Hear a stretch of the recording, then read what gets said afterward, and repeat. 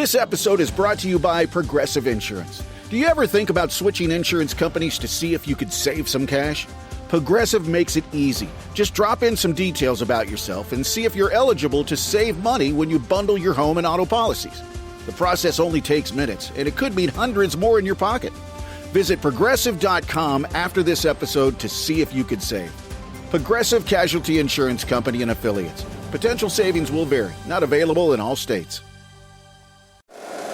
Every team, every topic, everywhere. This is Believe.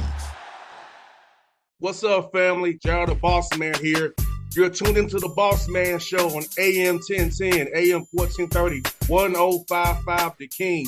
Let the King out at 105theking.com and the Bossman Show at bossmanshow.com. Hit me up on Instagram, The Bossman Show, Twitter at Bossman Show, and Facebook, Bossman Show. It's the Bossman on your radio. Listen to the Bossman Show with your host, JR, Saturdays at 9 a.m. right here on AM 1010, The King. What's up, good people? BetOnline is your number one source for all your betting needs. The latest odds, lines, and matchup reports for baseball, boxing, golf, and more. BetOnline continues to be the fastest and easiest way to place your wagers, including live betting and your favorite casino and card games available to play right from your phone. Head to the website or use your mobile device to sign up today and get in on the action. Remember to use your promo code BELIEVE, BLEAV, for your 50% welcome bonus on your first deposit. BetOnline, where the game starts. BS3 Network, changing the way you watch TV. Yes, BS3 Network, changing the way you watch TV, covering content and hot topics from A to Z, sports, music, society and culture, movie reviews, you name it, we have it. Check it out on bs3network.com or check us out on Roku, BS3 TV on Roku, as well as check out your favorite podcasts on all podcast platforms or Spreaker.com/BS3 Network. You are now tuned to BS3 Network.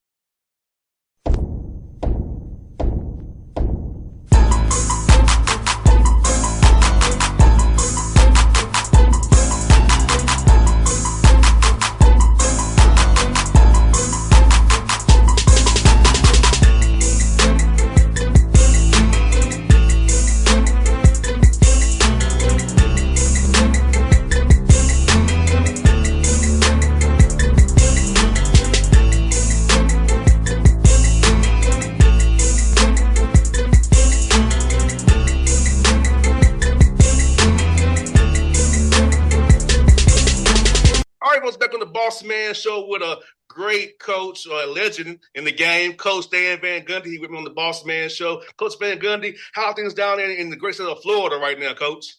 Well, still hot and humid, but, our part of the state came through Hurricane Helene pretty well. Obviously, a lot of other people, had it really hard, and then north of us even worse. So, my thoughts are with those people, and hopefully they get the help that they need. Coach, I want to ask you about Dikembe Mutombo, somebody I knew very well from my time covering the Hawks around the NBA. What's your interaction with Dikembe Mutombo, and what did your thoughts of him impacting on and off the floor and what he did for basketball and just the world in general, Coach? Well, I think, first of all, on the courts, the easy part and probably in the scheme of things, the less important part, but he was, one of the great shot blockers of all time. And because of him, any team he was on was going to be very formidable defensively, and you were not going to get any easy baskets. He was not going to allow that to happen. But I think beyond that, my brother coached him in Houston for a time. And when he got word of Dikembe's passing, the first words he said to me were, he was a great humanitarian, and I think that's, more important. What he did with his hospital in the Republic of Congo and the number of people that he helped.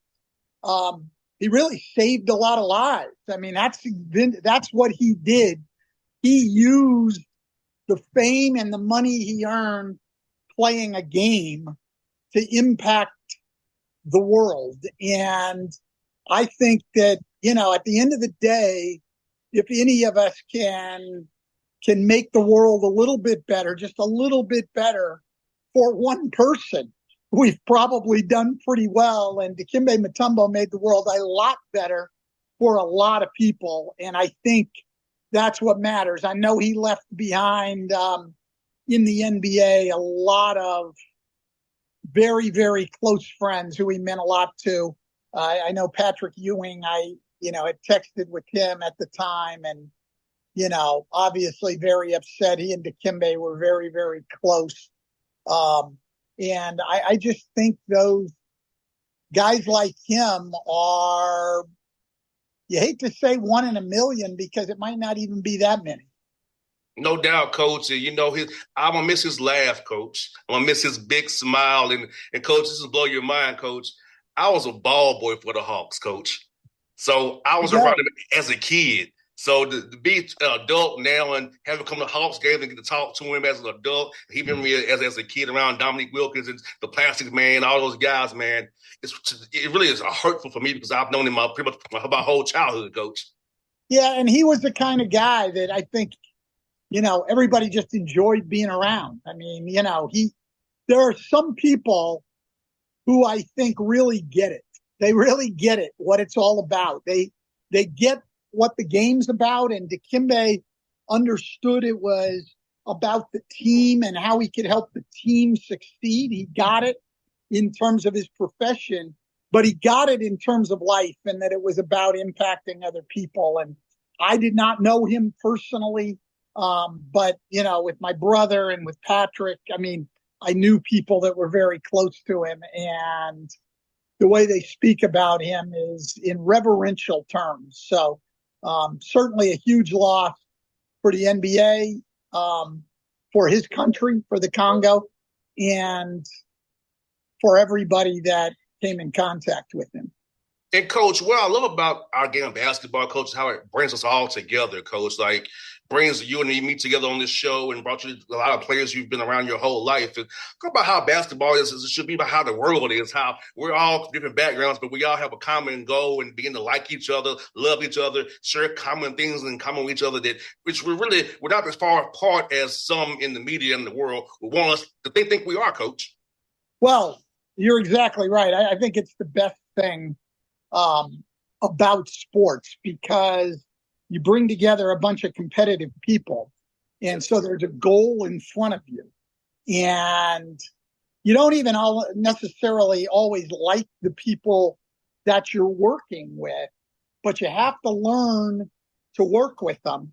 And generally what happens is not only do you come to respect those people, but you come to really like them. Even if you started out from very different places with people you didn't really maybe like at first sight, you get to see people in the toughest of spots, in competition and stuff, and you come to appreciate their better qualities. And, I always thought it was fun to notice on a bus or notice guys going out to dinner, and you just know that if it wasn't for basketball, those two people probably would have never met anyone even like the other person, let alone shared dinner with them, close friendships, godfathers to their kids, all of these things. The barriers get broken down.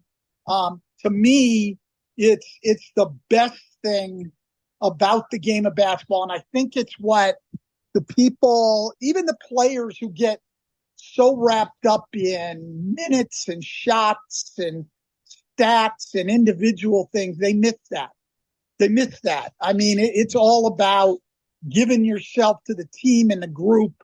And I like to see guys who 10, 20 years down the road still have a bond with their teammates because of what they went through together. It's a special thing about sports. And we're not just talking at the NBA level. We're talking at every level. If you do it right, if you do team sports right, if you give yourself to the team, and care about other people, then, those bonds will exist. And Coach, just gonna tell you a quick story, Coach. Back in the day, the Atlanta Hawks used to practice at Morehouse College. I grew up literally 2 miles from Morehouse College, so Hubie Brown, as a kid, let me come to his practices, and he was very close with my father. You would think Hubie Brown and my dad's a Black Panther, part of the movement, and Hubie Brown are friends, and got me to come to practice as a young boy, got me to be a Hawks ball boy, eventually becoming a Braves bat boy. So it was like you said, Coach, you wouldn't think my dad and Hubie Brown be friends, but basketball made Coach Brown and my dad be friends, got me to be around the Hawks as a young boy at Morehouse and practices every day.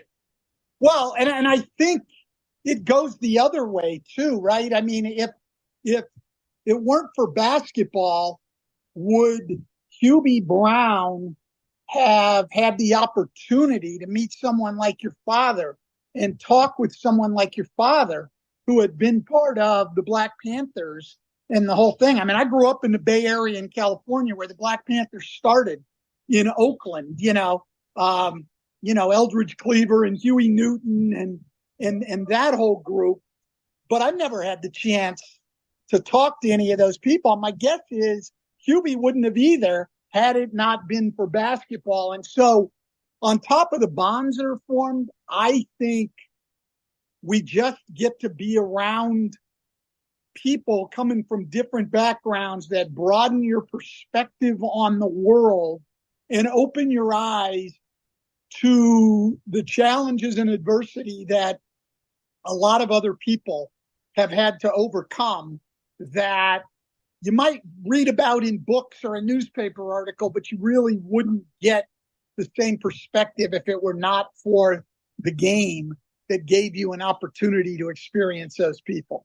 No doubt, Coach. And, and I'll tell you what, Coach, my dad always enjoyed listening to you on TV, Coach. He said, Coach Van Gundy is still coaching. He's breaking stuff down for the listener and how you explain the drop coverages and the hedging. My father really enjoyed you on the TV, and I did too as well. So I'm learning when you're on the air, Coach. I'm learning as well. Like my father was as well. He really enjoyed how you broke the game down for the listener audience on TNT. Well, I appreciate that. I think that, we're sort of all creatures of our backgrounds. And I grew up, my dad coached for over 40 years. I was never not around the game. And I was always around not only the game, but coaches and coaching. I mean, most of my dad's best friends were coaches. The people my brother and I grew up around were coaches.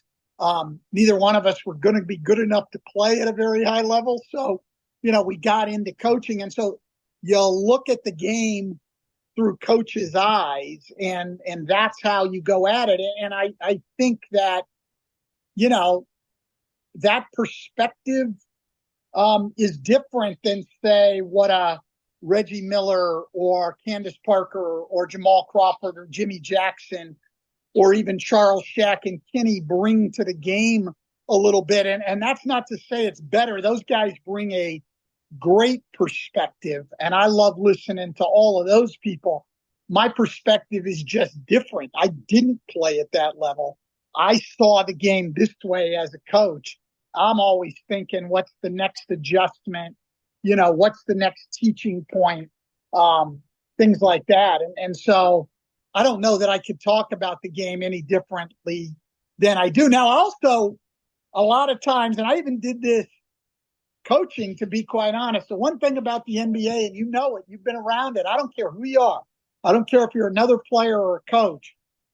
These guys are so good. There's 3 or 4 times a game that little kid fan in you still comes out. I mean, yes. I remember times in games as a coach where one of our guys would do something, or even one of our opponents' guys would do something, and I'd just turn around to my assistants and say, can you believe that?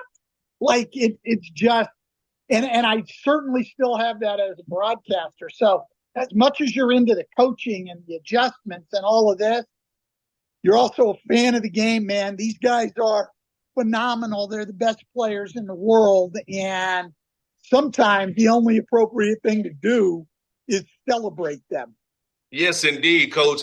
Like you said, I've been around the NBA my whole life, man. It's been amazing, being around all these great players I've been around, man. And Coach, for you, as the game evolved from the 90s to now, how you like how the game has evolved? For you being a defensive guy, I know how you got to put Shaq in holding mind, put Shaq in the post, Dwight in the post, the 4 out, 1 in. So for you, how has the game changed for you, and how you like how the game is progressing from when you got started college coaching to the end time in the NBA to now?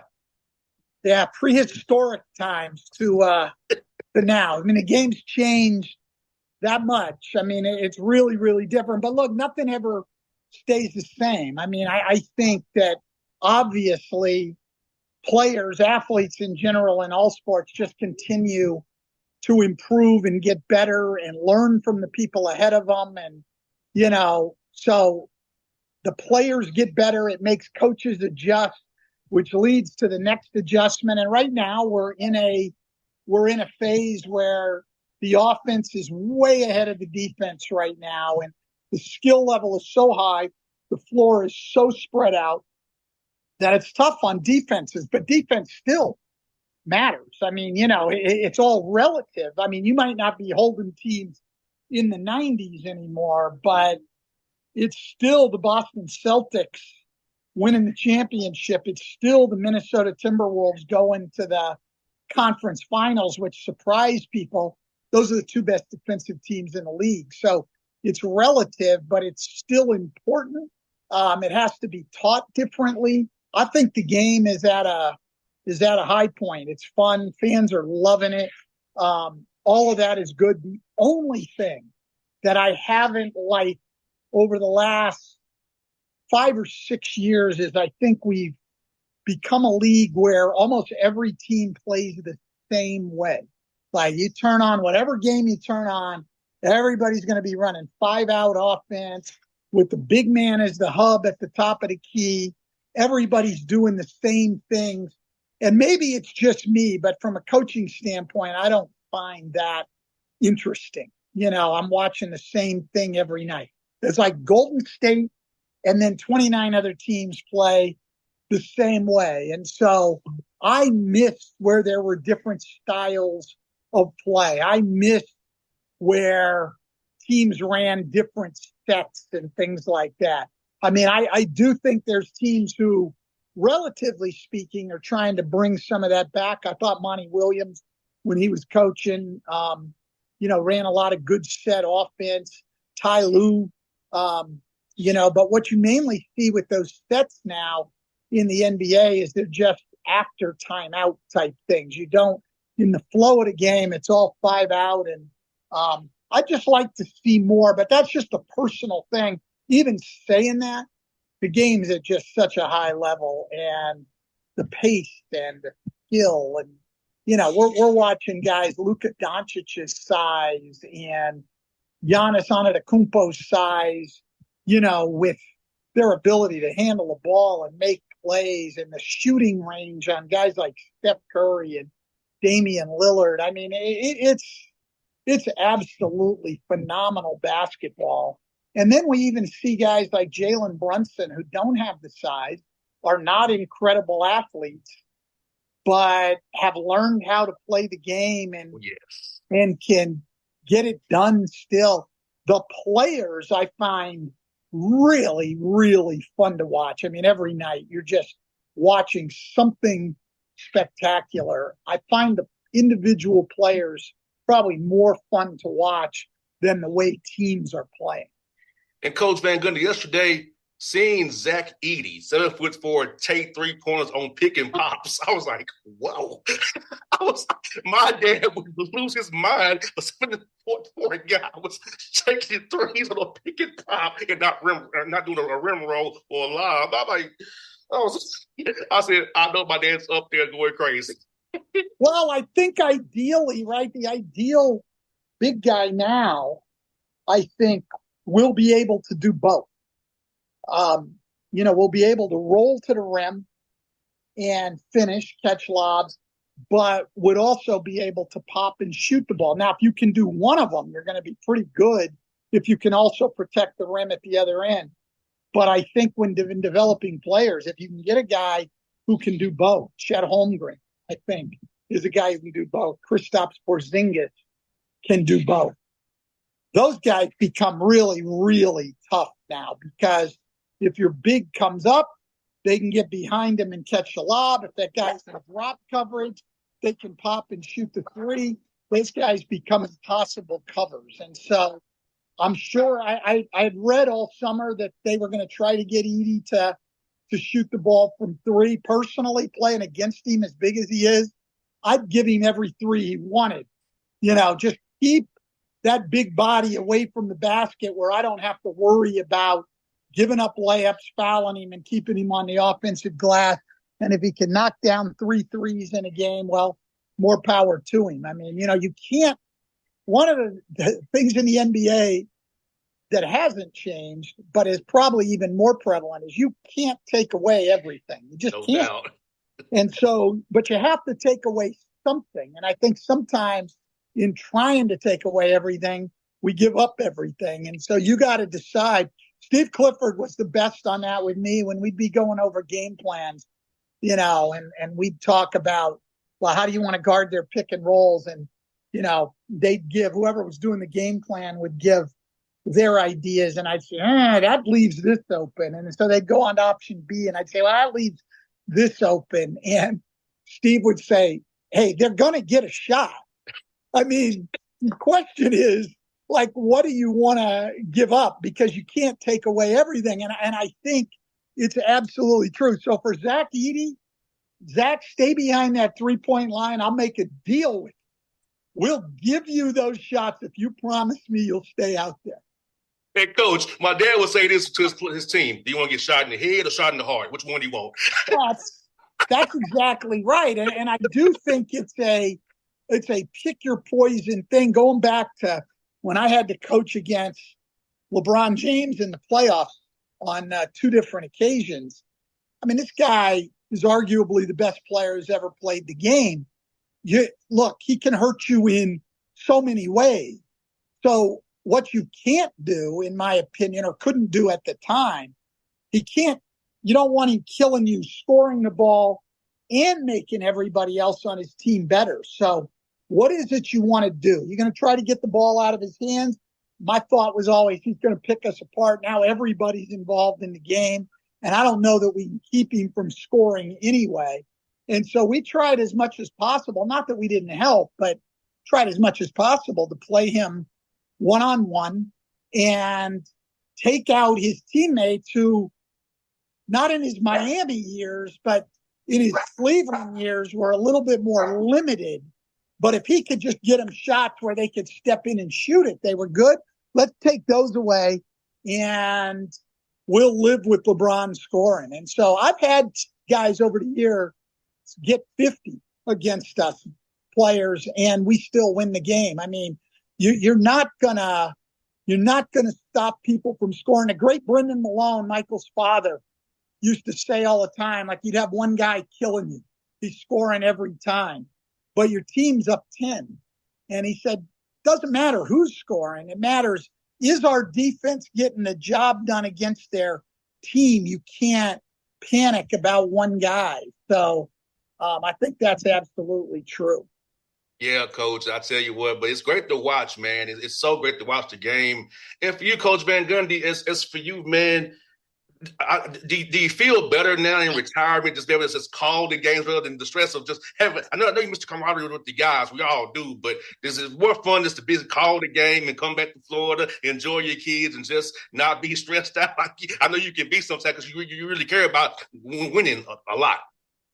Yeah, I mean, it's easier, certainly. It's easier and in a lot of ways more enjoyable because the result's not hanging over your head. You're not worried about it. I know my brother, when he was broadcasting, would always say, the only thing he thought about after the game when he was broadcasting is, where are we going to eat?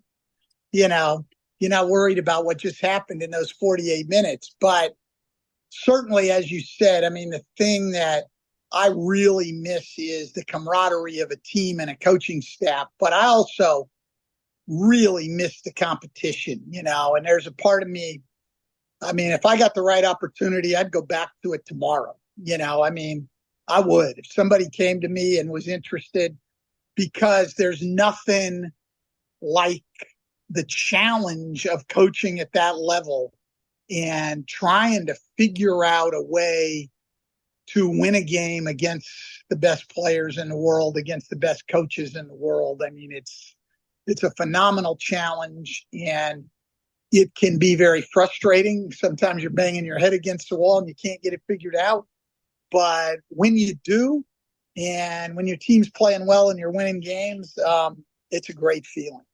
And Coach, I'm gonna tell you, this year I'm gonna be volunteer assistant coaching for Albany State. So I'm gonna be going there on my off days from the Hawks to go cup to Albany State. The D2 school they don't really have any budget. So I'm gonna go help my friend Coach Patrick Gale, who's from Miami. So Coach, for young coaches like myself, get into it.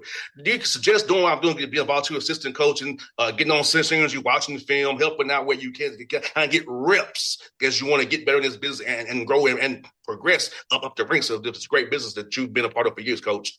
Absolutely. I mean, there's no way to become better at anything without doing it. And coaching's certainly part of that. I mean, and I think that what you're doing as basically a volunteer at a Division II school will get you more experience than being the 8th guy on a Division I staff somewhere who's got no responsibility. One of the best things that my dad advised me when I was coming out was, when you're young and when you don't have to make a lot of money in the whole thing, take responsibility, choose responsibility over money. And so there'll be guys at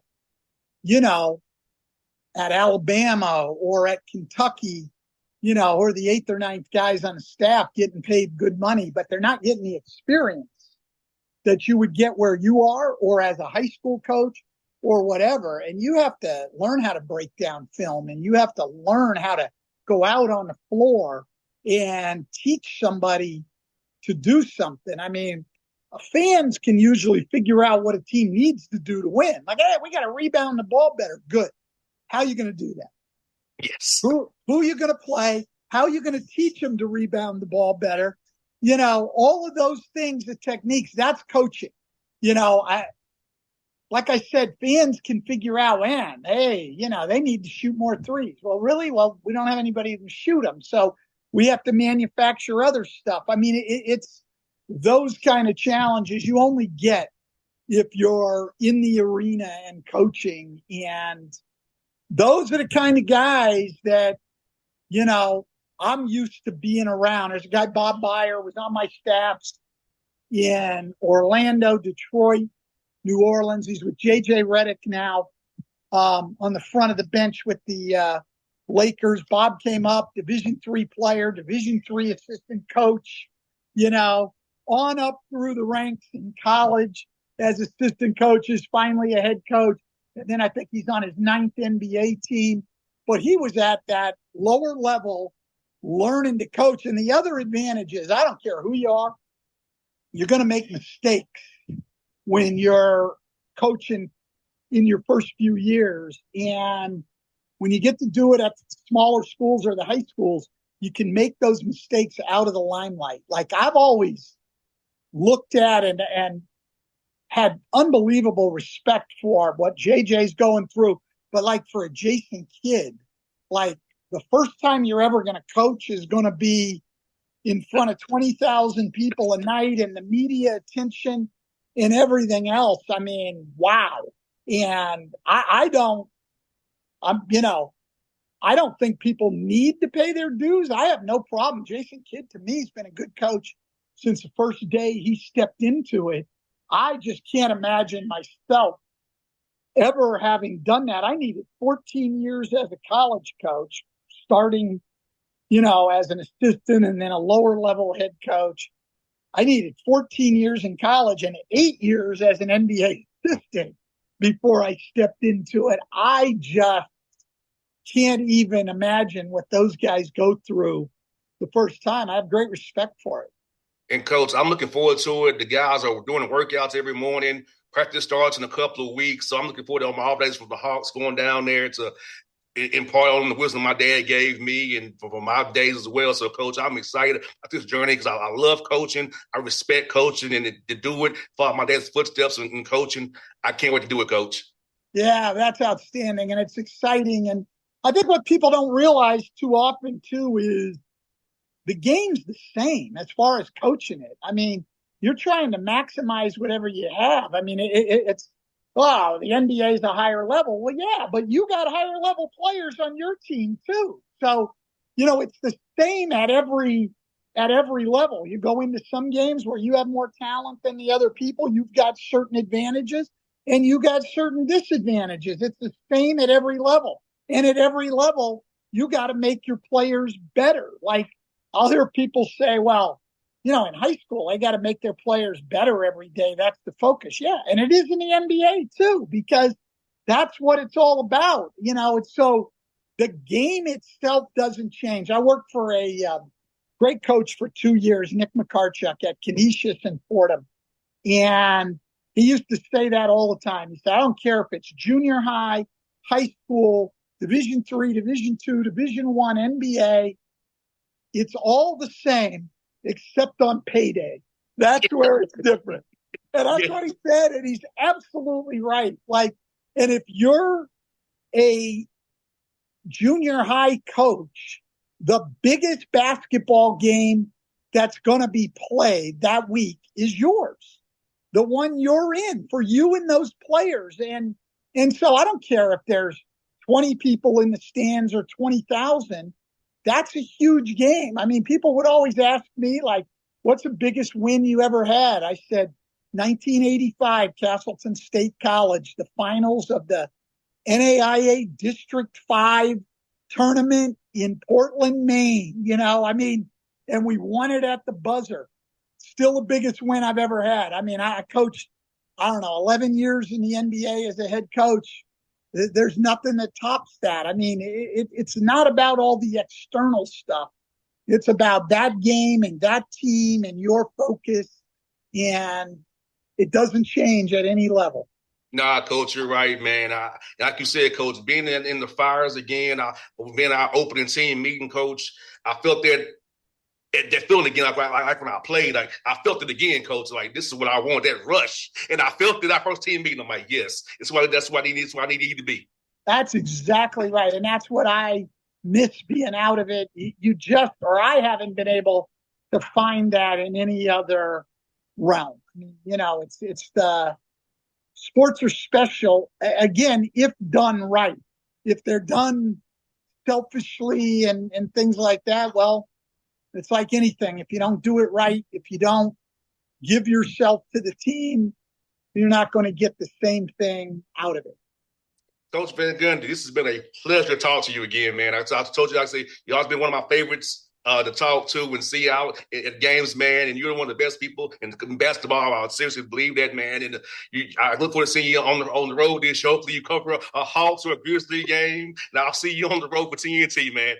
That sounds good. Thank you very much. Anytime, Coach. All right.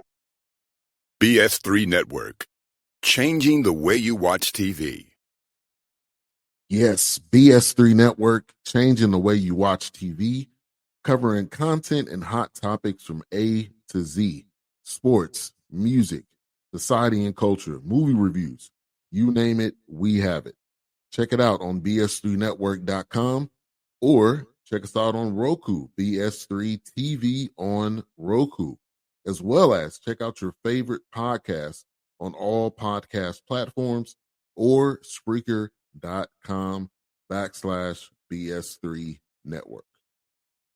You are now tuned to BS3 Network. What's up, good people?